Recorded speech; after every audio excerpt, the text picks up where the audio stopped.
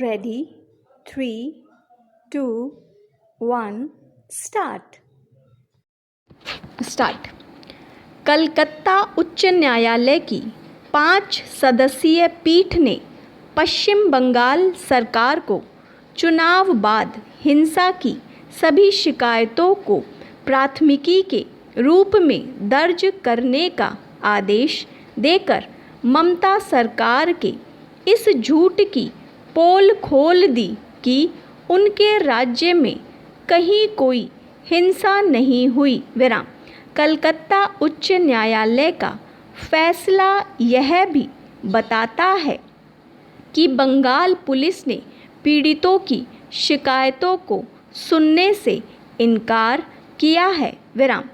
देश के राजनीतिक इतिहास में यह शायद पहली बार है जब किसी राज्य सरकार ने अपने ही लोगों के दमन, उत्पीड़न और पलायन का संज्ञान लेने से इनकार करने के साथ यह झूठ भी फैलाया हो कि ऐसा कुछ नहीं हुआ। यह अच्छा है कि कुछ देर से सही ममता सरकार हिंसा की इन भयानक घटनाओं पर पर्दा डालने की जो बेशर्म कोशिश कर रही थी उसमें नाकाम भी हुई और बेनकाब भी। सबसे शर्मनाक यह रहा कि बंगाल पुलिस भी ममता सरकार के झूठ का साथ देती हुई नजर आई। बंगाल पुलिस के अधिकारियों को इससे लज्जित होना चाहिए कि उन्होंने हिंसा पीड़ित लोगों की मदद करने के बजाय उनकी उपेक्षा की। वास्तव में उन्होंने बिल्कुल तृणमूल कांग्रेस के कार्यकर्ताओं की तरह व्यवहार किया।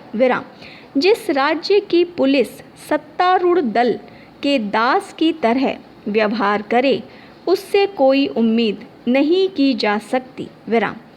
इसमें संदेह है कि उच्च न्यायालय के आदेश के बाद बंगाल पुलिस अपने दायित्वों को लेकर सजग होगी। आखिर जिस पुलिस ने अपने सामने हो रही हिंसा से मुंह मोड़ा हो उससे यह उम्मीद कैसे की जा सकती है कि वह उच्च न्यायालय के आदेश पर अपना कर्तव्य पालन सही तरह करेगी। उचित होगा कि उच्च न्यायालय चुनाव बाद हिंसा की घटनाओं की पुलिस जांच की निगरानी खुद करे। और भी उचित यह होगा कि वह इन घटनाओं की जांच के लिए किसी विशेष जांच दल का गठन करे। यदि वह यह काम नहीं करता तो फिर सर्वोच्च न्यायालय को इस दिशा में पहल करनी चाहिए, क्योंकि बंगाल में चुनाव बाद तृणमूल कांग्रेस के कार्यकर्ताओं ने अपने राजनीतिक विरोधियों के उत्पीड़न और दमन का जो घिनौना अभियान छेड़ा वह राज्य के माथे पर कलंक से कम नहीं। इस दौरान लोगों की मौत के घाट भी उतार दिया गया और घरों दुकानों में आगजनी के साथ दुष्कर्म भी किए गए। यदि चुनाव बाद हिंसा के लिए जिम्मेदार लोगों और उन्हें संरक्षण देने वालों को जवाबदेह नहीं बनाया गया तो फिर बंगाल में राजनीतिक हिंसा का दुष्चक्र थमने वाला नहीं है।